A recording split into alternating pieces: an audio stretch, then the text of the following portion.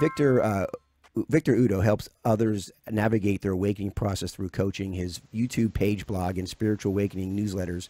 The purpose of his YouTube channel is empowering and helping awaken souls through their challenges of their awakening process and transition into fourth density. All right, maybe I'm a little ahead of myself to fifth density. He'll have to explain that to us. He considers his genius to be his ability to explain abstract spiritual experiences in simple terms that others can relate to. Oh, wow. Sounds like we get to some paranormal items here. Victor, listen, welcome. Welcome to the Good Intentions Show. Thank you, my man. Appreciate it. Good to be here. Oh, listen, I was watching your videos, and you were just, man, you're spot on. You were right on. You really are out there making a difference in people's lives. But real quick here, just so we could clarify, can you define a little bit about three-dimensional, fourth-dimensional, fifth-dimensional, you know, what the ascension process? Just kind of explain that, because I don't want to have to, you know, mess up and trip over the, you know, if I'm in the sixth dimension, I need to come back to the fourth dimension. So help me out here. Sure. Now, I'm not normally the guy to ask about how to explain like that kind of thing in the scientific terms. I speak more from like my own experience. Sure. But my understanding of what people mean by the fifth dimension and fourth density is it's like a parallel plane of existence, very similar to the difference between watching channel 4 and channel 7 on your television. And people are changing their frequency gradually to the point where it's been said, will eventually be able to change channels essentially and just exist on a different plane of existence, a different dimension, so to speak. And right now it appears that the planet and many of the people are going through a shift in this frequency, which is why there's a lot of people going through like the spiritual awakening process so that they can match this other channel, so to speak. Yeah, I found that so fascinating, honestly, because it's a feeling, really, or an intuitive knowing, perhaps. But what happens when somebody who's not aware of this, who are not perhaps living those principles, those, I don't know, the new awakening spiritual principles, let's say, what would their life look like? What would be a day in the life of somebody who's perhaps fighting this shift? Just more stress, more heavy, uncomfortable, negative emotions. And as I heard you guys talking before about our thoughts creating reality, so too do our emotions. And people just create their life experience from that place of heaviness, the greater density. So it's just more unpleasant, basically. Less feelings of love and compassion and lightness and just an enthusiasm for life. It's just not as good of a life, basically. You know, and it's amazing to me because I see people. My take is this, and tell me, Victor, if you agree. The dark seems to be getting darker, and the light seems to be getting lighter. Yeah, it's almost like I think so. There's a distinction between the two there, or there seems to be more of an obvious awareness of distinction between the two now, more so than ever before. Is that is that line? I think that can throw people off because it can appear from one lens that life is getting worse. The dark is becoming darker, as you said. Though the way I see it, whether it's empirically true or not, is that there's new energy coming into the planet and it's giving people the option of opening themselves up. But that's kind of scary to do. It's uncomfortable to allow your preconceived definitions of reality to kind of break down and have to reform them into the unknown. And so I feel like a lot of people are resisting this awareness and clinging more firmly to the previous way of the previous paradigm or something. And people are clinging more rigidly than ever to their feelings of just separation and intolerance and one-track minded thinking. So I think that's manifesting in a lot of like nutty behavior. Yeah, and like a lot of your videos you talked about, I think one of them was you got into how, you know, waking up depressed. And it sounds like, you know, people who wake up in the morning depressed, sounds like they're fighting that shift, or they're not embracing the shift, or they don't know about it. They don't realize how, you know, one, as you know, and I know you know this, is that we're all made of energy. And everything is energetic from our every molecule, every atom we have. It's vibrating at certain hertz and vibrating at certain, and then there's a collective vibration as well, a collective consciousness, as you talk about in a lot of your videos. So you have this this process that's occurring. We're vibrating, and there's this new, say, universal energy that's coming in that supports a higher frequency or a dialed-in frequency that's more loving in nature energy, right? So you have that occurring, but if you're not aware of it, if you just basically, you're used to the old paradigm of go to work, do your thing, you know, and not spiritually grow, or even realize that you're a spiritual being, it could lead to those moments, like you said in your video, where you're waking up depressed and you don't know why. I mean, can you share a little thoughts about how people are doing that today, and they're realizing, wow, I'm not happy?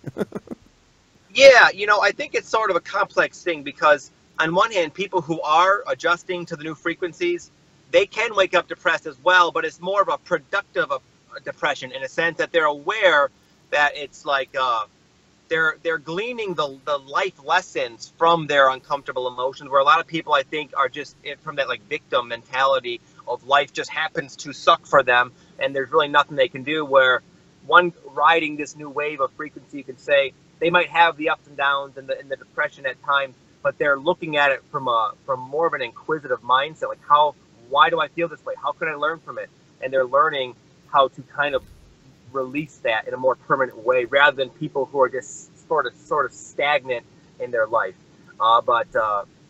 Yeah, people, again, I think who are unaware that there's a potential, that they have an influence over their life, they feel like the universe is just kind of conspiring against them, and it's not surprising that a lot of people would wake up depressed in that sense, because they're reaping more quickly the repercussion of their negativity, in a sense. But unbeknownst to them, they don't really know they're doing it, which is kind of sad a little bit. Well, it sounds like they're almost being forced to ascend quicker, or you got to catch up with the vibrations moving fast. You better catch that ride, right? And if you're aware of it, and you're kind of fighting it, or you're not sure to make the full commitment into it, it can perhaps maybe have those alternating emotions and feelings of feeling good one day, not feeling so good the next day. I mean, you think there's anything to that?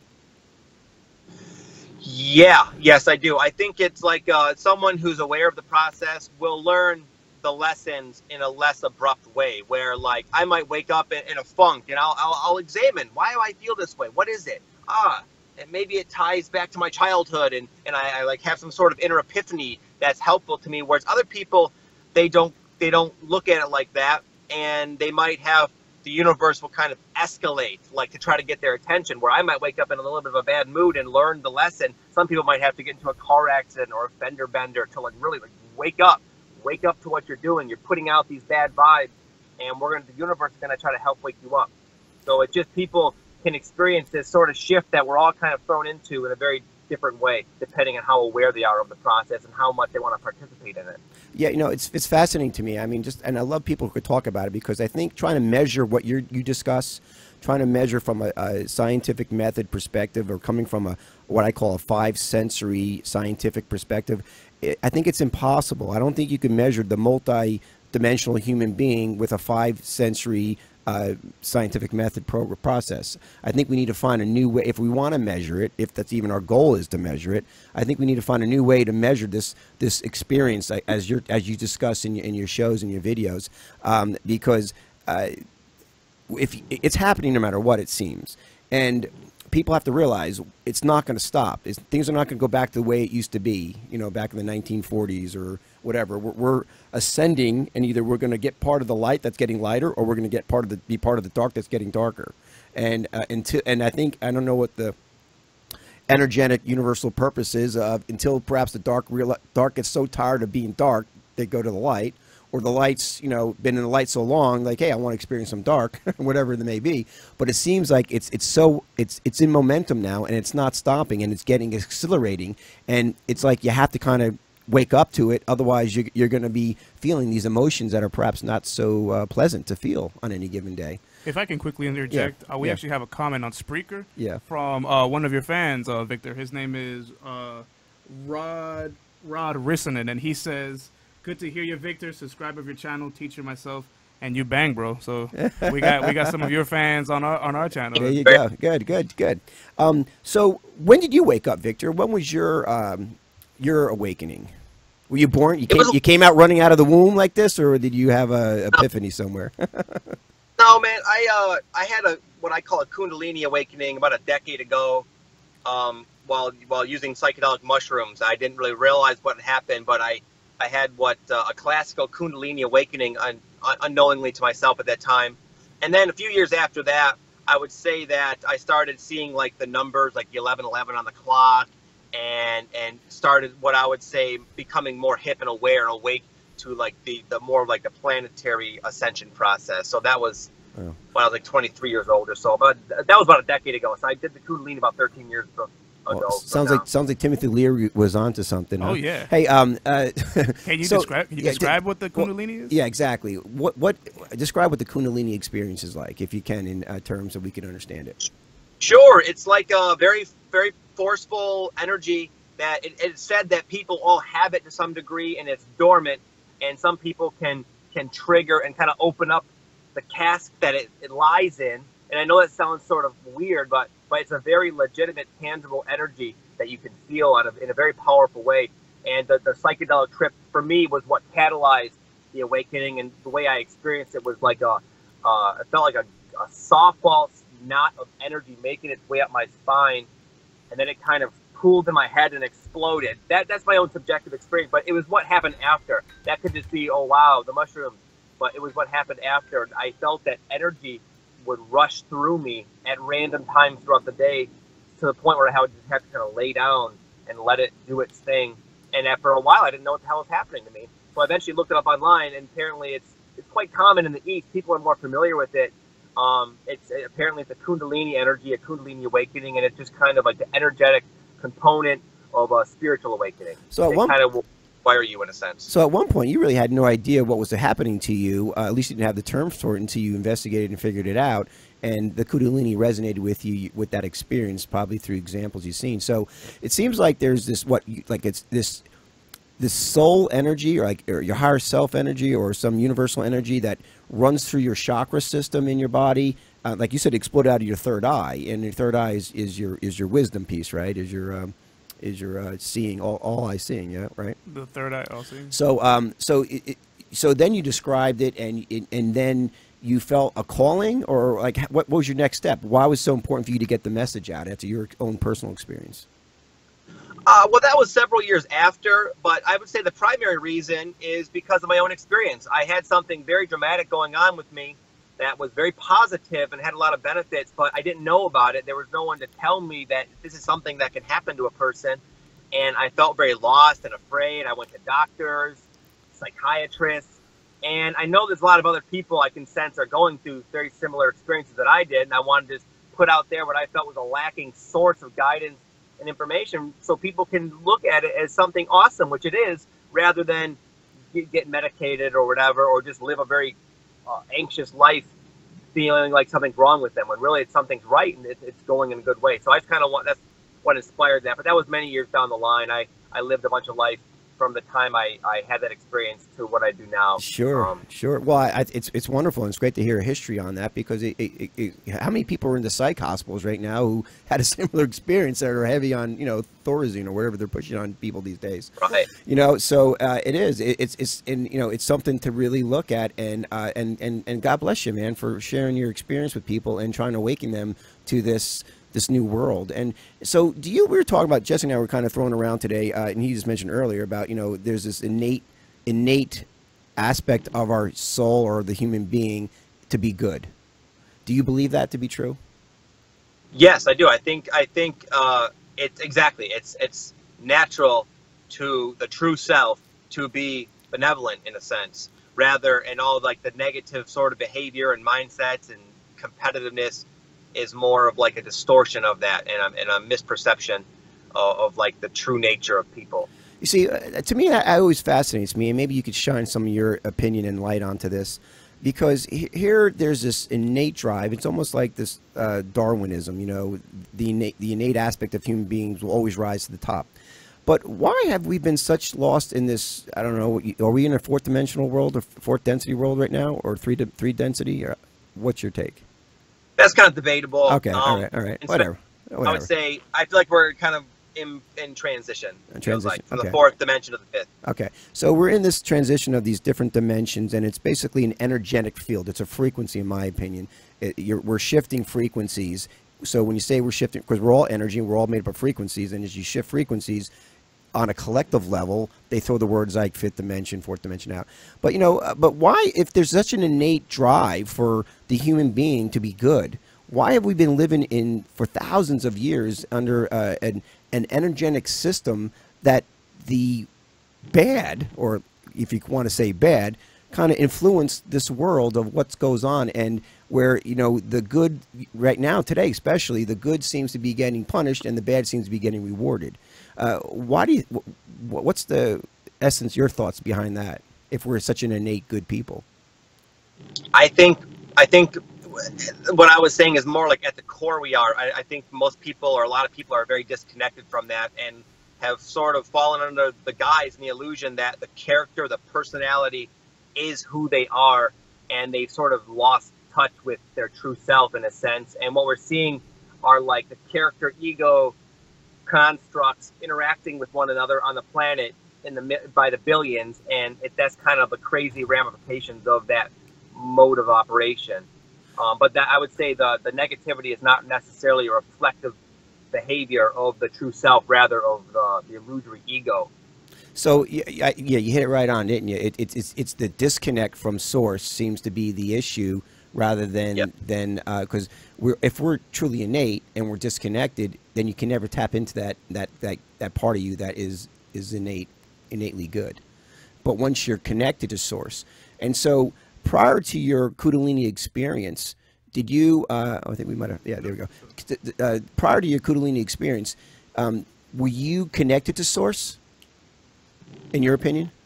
It's a matter of how you want to look at it. I think everyone is to an extent. I was not aware of it. So no, not that I was a horrible person, but I definitely was less authentic and just less in touch with myself, more like concerned about Victor the character primarily.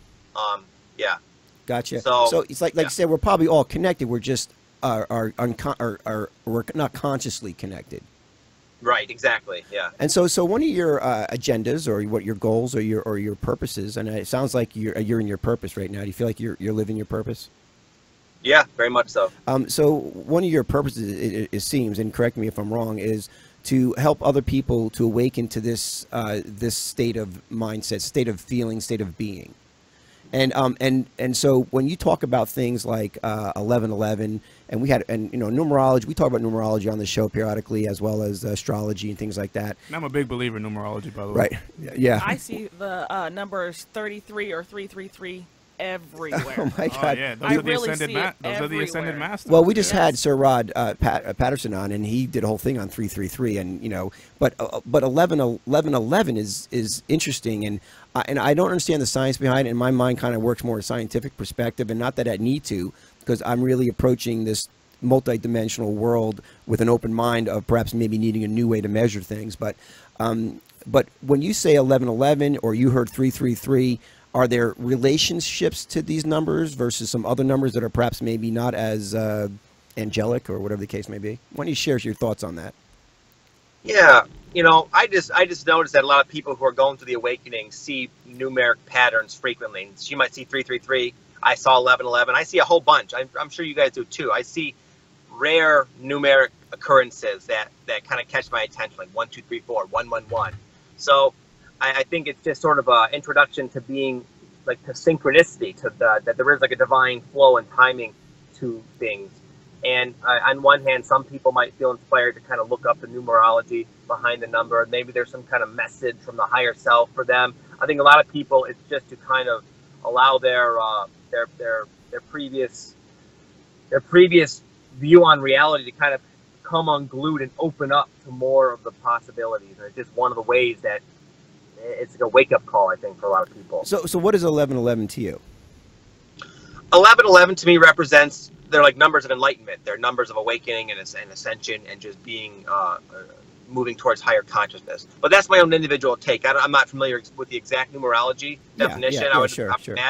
What's similar, but that's what I started seeing 1111 a lot with when other things started to kind of happen in my life, and all of that together to me is what kind of shook me awake to this process.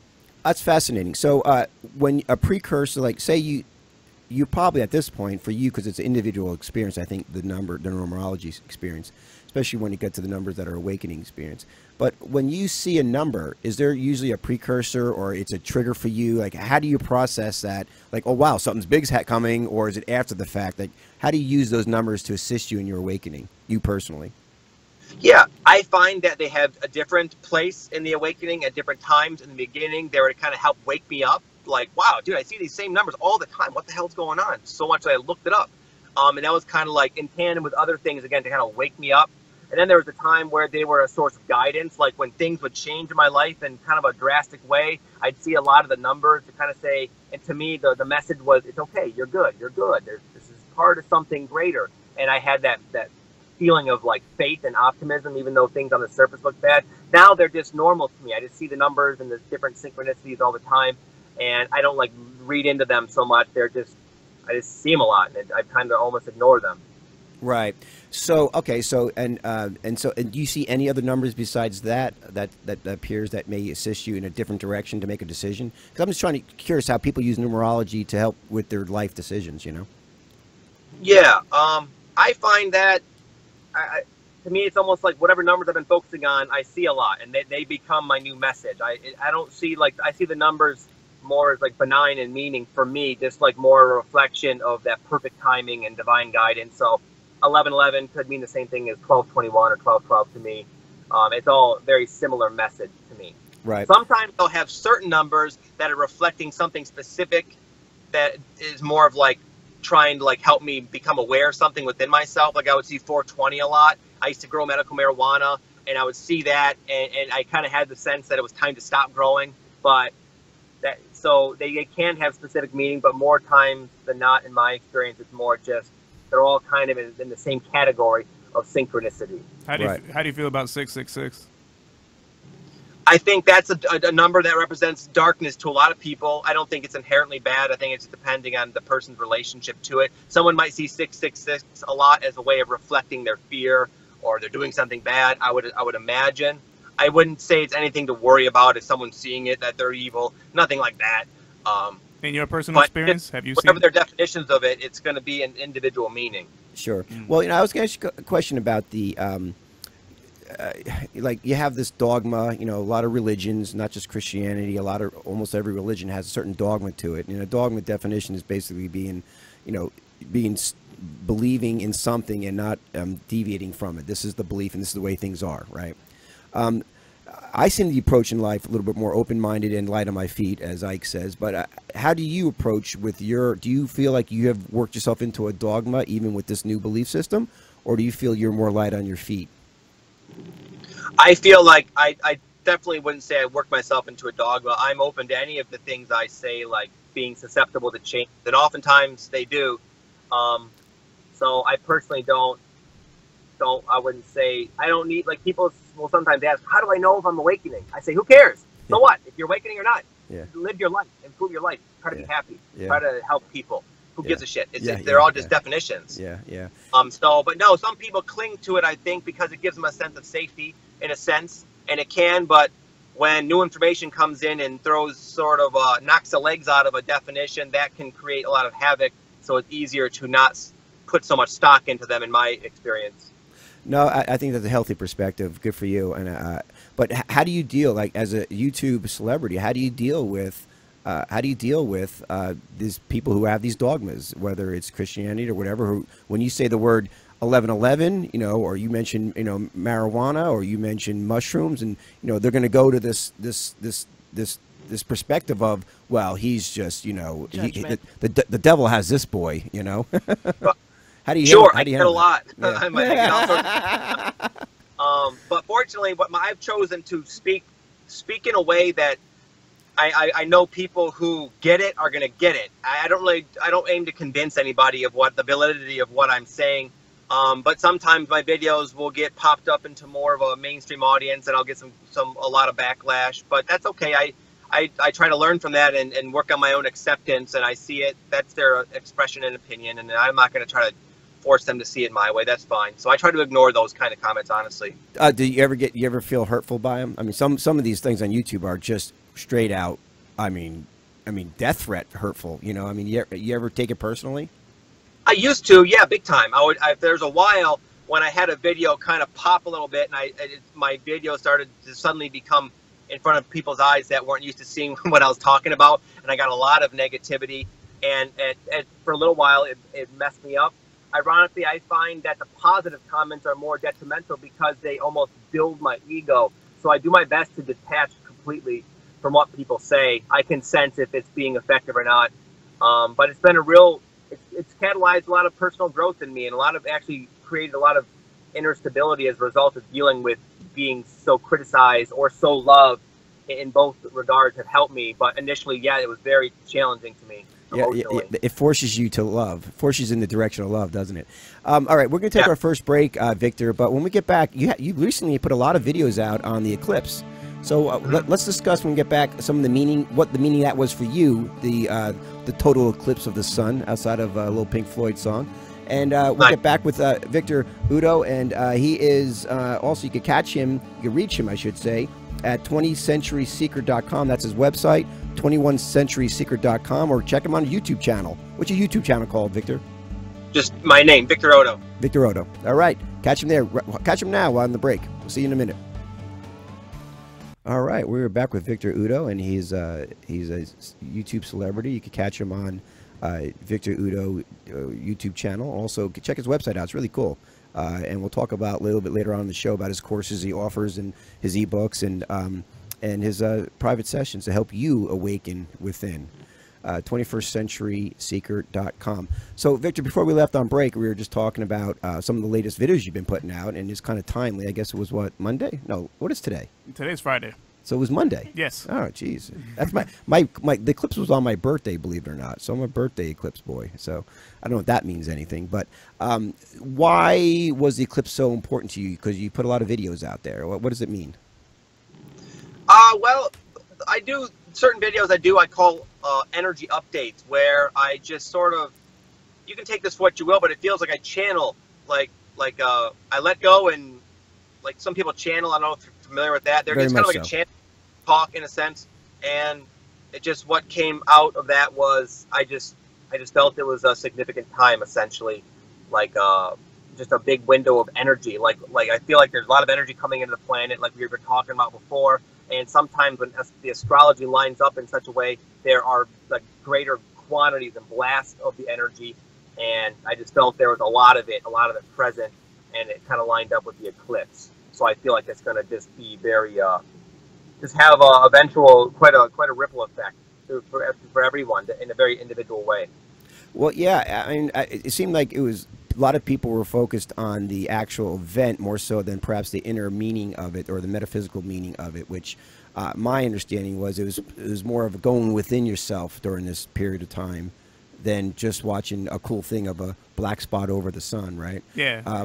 If I may interject, yeah. I actually had a very interesting experience in the eclipse, because I actually walked outside when it was happening, and I really felt a lot of energy hit my crown chakra. Really? I felt like energy was going into my head, and then it kind of like exploding out, but it didn't hurt. It just felt it was very powerful, and I was doing so right when the eclipse was in its complete totality, and I really felt a lot of energy run through me and run out. And then as it was fading away, I just kind of like, I felt more normal, I guess. But it was interesting for me as I walked past that I actually felt something like that. Actually, that is I wonder how many people had those type of individual experiences. I mean, Victor probably has something. Did you have any individual awakening experiences yourself? No, honestly, no. It was more like just the time period around it. It felt like the whole few weeks, couple weeks or so leading up to it, and then not even now, I felt like it was just a big, powerful window. But a lot of people I talked to had experiences very similar. Again, a lot of these things I believe seems to affect people in very different ways. Well, but just a lot of energy regardless. Sure, yeah. Well, I mean, since your Kundalini Awakening, you have probably been developing certain multidimensional skill sets intuitively, psychically. I don't know. Can you share anything how you're perhaps not the old five-dimensional self you were before, and you more have developed, and you're practicing and developing more of your multi-sensory skill sets? I mean, can you share some insight on any of those? Yeah, I would say that the Kundalini helps strip away the character, as we were talking about earlier, and then what emerges are the natural functions of human consciousness, which people would label as being more psychic. So in a sense, I become more psychic, but I believe it's just more natural how my mind actually has always been able to work, but now I have more access to it. So I, like a lot of people, I feel a lot more sensitive to energy and people. I can feel people's emotions. I have a lot of weird kind of like psychic experiences when I work with my clients. I'll just kind of know certain things, the next thing to say that's going to help them and stuff.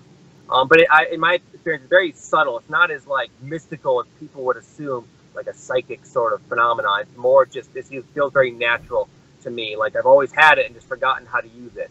And that's getting more and more and more keen as I continue to live my life. It's not a Tesla download, you know, and it's more subtle. Like probably most people are experiencing, they just deny it from themselves because it's, you know, it's a subtlety.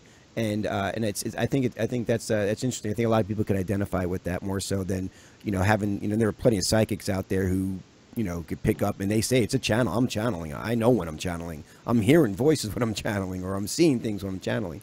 Are you able to see any auras or any visuals differences now? Yeah, I think that psychic abilities have a lot to do with relevancy. Like, is it relevant for me to see auras? Not really. So there was a time when earlier in my Kundalini Awakening, I saw auras. They were very obvious. But now I have more of a strong empathy. And because I'm working with people now one-on-one, my certain psychic abilities have kind of kicked up. You could say I just get like feelings so much when people are talking about a certain thing about their life. I get a certain feeling, and that feeling represents something to me consistent, so I know how to kind of respond to it. But some people who are like mediums, they can talk to the deceased, and that's relevant because they help their life path. So I think it's a lot about just, is it relevant, and so it'll manifest differently for different people. Do you feel like people could have these experiences and develop their skill sets without drugs influences? Yeah. Oh, sure. Yeah, definitely. Right, and you support that too. I mean, because yeah, you know, one thing could be. I'm not saying drugs are great or drugs are bad. I'm just saying, yeah, certain drugs can be a precursor or a catalyst, but you don't have to take drugs. You don't have to go the Timothy Leary way to have this type of experience in your life. You could download it yourself through contacting, as you talk about, your spirit guides. And speaking of spirit guides, when do you hear them, or is it more of a knowing that they're speaking to you? This is more of, again, a very individual thing. I'll contact mine sometimes in my dreams. They appear to me in dreams, and I've seen them in a sense, you could say, but again, it's very different. It's sort of a complex thing. Sure, I think the spirit talk to people a lot through just giving them a good idea or a certain feeling that it would be wise to do this particular thing. So it's very subtle. And I think if people are just open with themselves and follow their intuition, that's sort of the same thing as contacting their spirit guides. I'd say a lot of people, they want to do it. They want to have that sort of like literal experience. But again, a lot of it's not relevant. The spirit guides, they want you to live your life. They don't want to be telling you what to do all the time. So they try to keep it subtle. They want you to kind of become your own master. Yeah, because just like with your children, I don't know if you have kids or not, but I do. But if you do everything for them all the time, they never really learn the need to master their own empowerment, right? Right. So that's fascinating, and I think that's really in the future, people tapping into that energy. Do you feel a certain part of your body when you hear truth or a lie? Because these days, deceit is on the rise, or at least, you know, life. If you look outside of yourself, excuse me. You look outside of yourself, things would appear upside down in many ways. The truth is a lie, the lie is a truth, and it's going to come down to the individual tapping into a certain part of their energy, whether it's a feeling, a part of their body, or it's a chakra, to determine what is true from this experience they just experienced. Two things: where do you find your validation of truth, and then how do you teach that with the awakening with other people that you engage with? I would say it's just obvious to me. Like, truth will have a lightness to it and a resonance with me. Whether it's empirically true or just a temporary truth that's relevant for me, I don't know. It sometimes changes. And a lie or something that's inauthentic or not really a match, I could just feel as like a heaviness in my body. And it's also just a common sense, really. It just feels like it's obvious. Like, I just know that they're lying or I know if they're telling the truth without having to, like, figure out why and say, oh, wow, he's looking me in the eye, he's not. I don't go through that. It's just more obvious, just like I know it.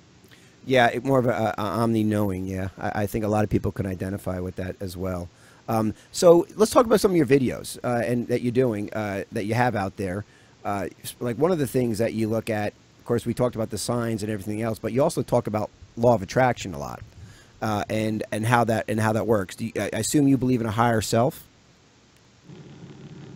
Yeah, I do. Okay. I'm not attached to the definition, but I say yeah. It's relevant for us. Yeah, there's a higher self. There's a part of us, our soul self, that influences our experience here, that you can kind of, in a sense, communicate with. Yeah. Well, interesting, because we've had discussions in the past with other people who are on the show, and many believe that your higher self is subjected to the law of attraction, the universal law of attraction, as well as our temporal self. And sometimes they could be in contradictions to each other, you know. And I don't know which one, you know. Does that resonate with you? Yeah,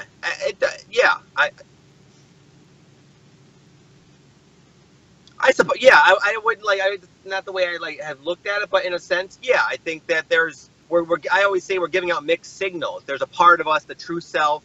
It's like giving out like what we want, what we're attracting, but we have this co-creative part of us, the ego self or the personality self, and then also kind of has its own agenda. And sometimes, many times, for a lot of people, they're kind of in conflict, which is why I think a lot of people's lives are a mixed bag of good blessings and pain, you know, problems.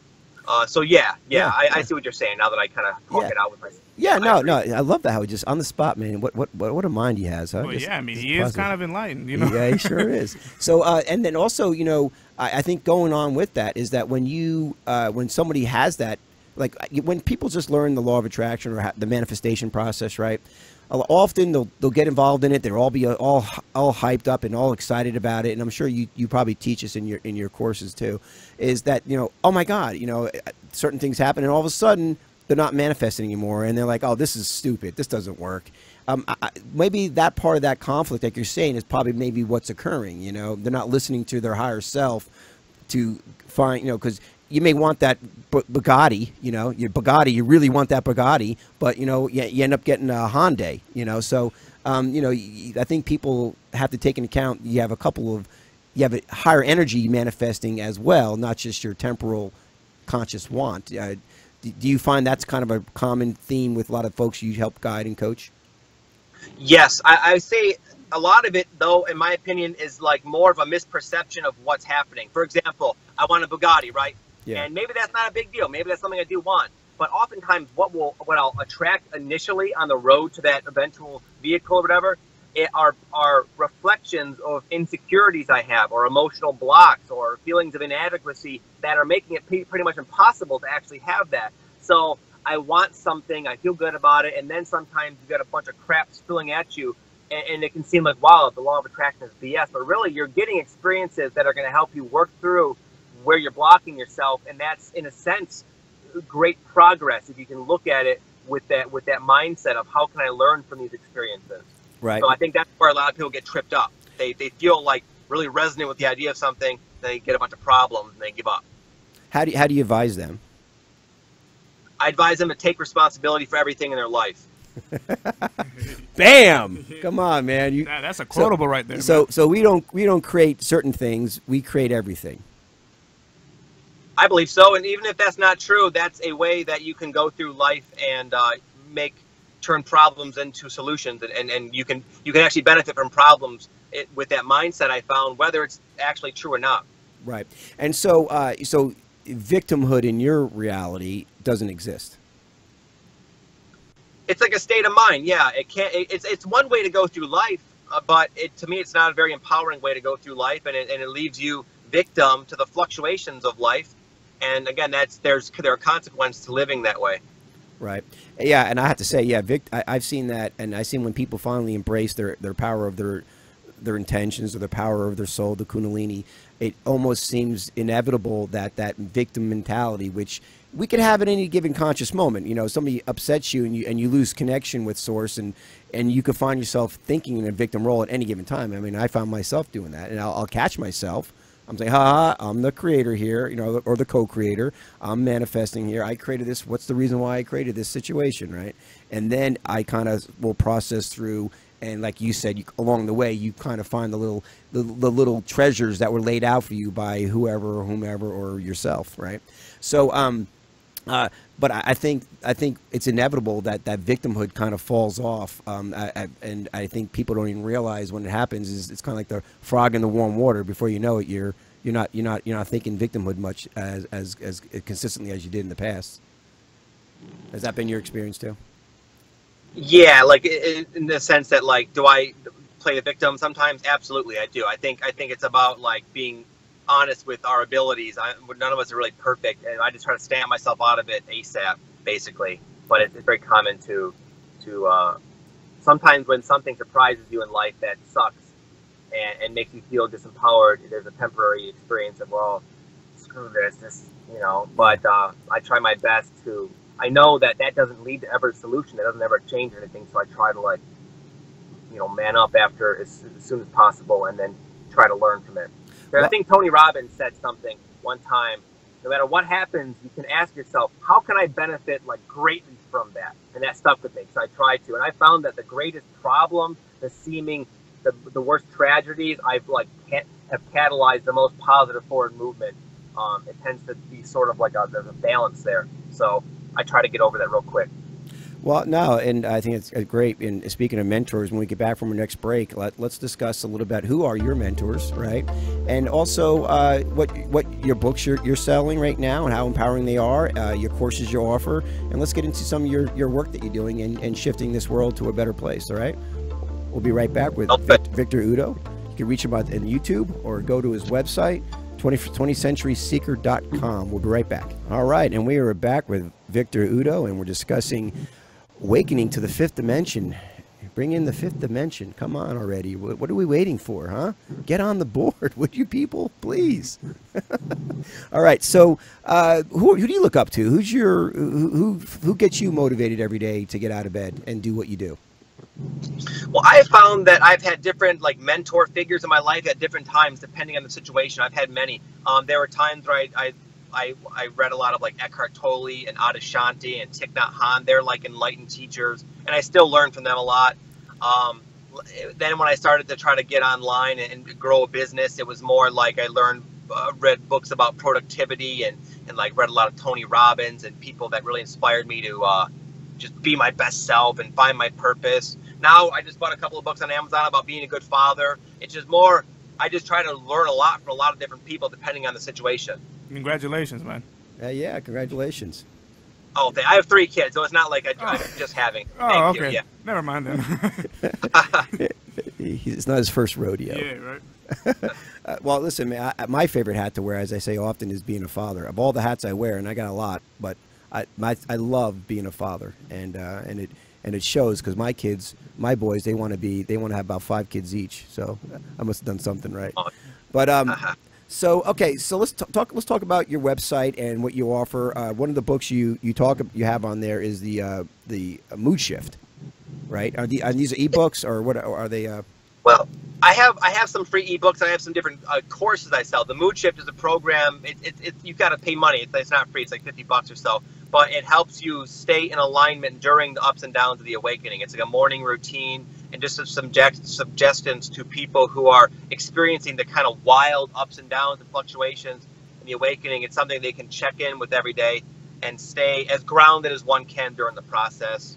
I have another program that helps people stimulate their Kundalini energy in a very safe way, not the route I took, more just through, I'm a Kundalini yoga instructor, and I teach them different methods to, again, stimulate that energy because it's a catalyst and can just be helpful on the awakening. And primarily what I do is coaching. I do one-on-one coaching with people who are already going through the process and are really trying to either balance themselves out, and I really like working with people who want to help other people that don't know how or maybe feel afraid. I try to help push them into where they can share their life with the world. So I do a lot of different things. So lastly, I have a free ebook. Yeah. Sorry, it's about the physical ascension symptoms. You can just get it on my website. It's a free ebook if people are interested in that as well. We'll talk about that. The ascension symptoms. I mean, can you give us a little teaser about what we would get?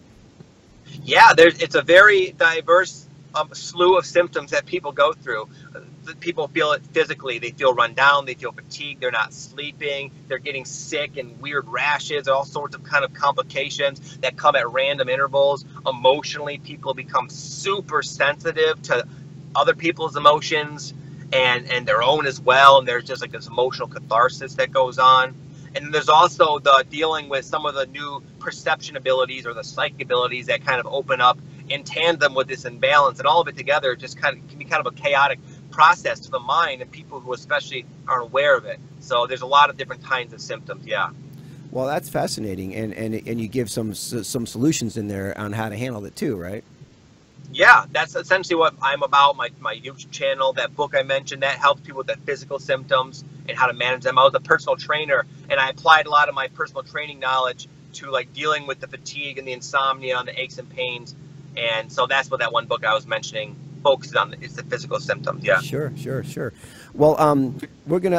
I know we're gonna be wrapping this up here in just a bit. Anything else you like? Anything in the future you have in store for you, Victor, that you're gonna be getting into? Because you may feel you're in your purpose right now, but you know, as I've learned over time, is your purpose can shift at any given time. You just have to be kind of open to it. Is there anything that you're looking in the near future, what you want to move into towards? Right now, just more of an advancement of what I'm already doing, growing my YouTube channel. I can see myself doing, I've met some other YouTube friends who are in the similar niche where we talked about doing like conferences or putting together events and so forth.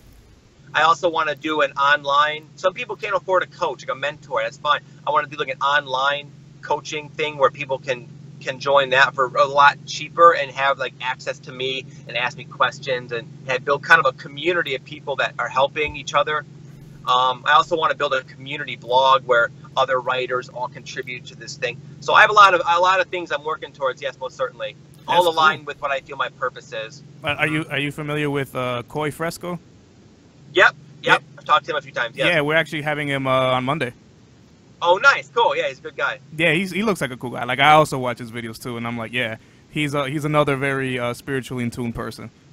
Very much so. Yeah. Mm-hmm. Right. Well, listen, I'll tell you, Victor, it's been a pleasure having you on. I think you're doing great work out there, and whatever support the foundation can do for you and your site and your purpose, you let us know, because that's one of the reasons why we exist, is to assist people in this process of awakening. We say the power of our intentions, whatever the case may be. It's really awakening from within, that we have the power to claim or take back or co-create our reality. And people who we find like-minded people like yourself, we're all here for a reason, and we're all talking to each other for reasons too. So whatever that may look like in the future, we're here to support as well. Okay. Okay. Well, thank you very much. Good luck to you guys. I think you're doing a phenomenal job, and I felt very honored to be on the show and participate, and I'm happy to contribute as well. So thank you very much. Same here. Listen, thank you again, Victor. Have a great day. Enjoy.